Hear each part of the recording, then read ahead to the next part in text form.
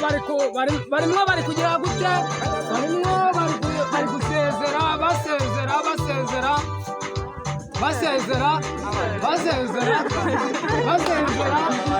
uwo ari we wese amuterera isari asezera kugira ngo muri kubibona. Kandi ubwo iyo bari kumusezeraho namwe nyine murabyumva, namwe baba bari kubasezeraho. Nawe ra umva niba ushaka ibyiza ngwino hano hirebere.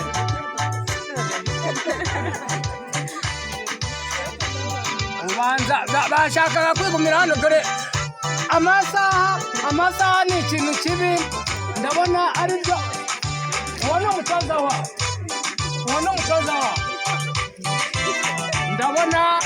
ndabona ibirori twari tubafitiye.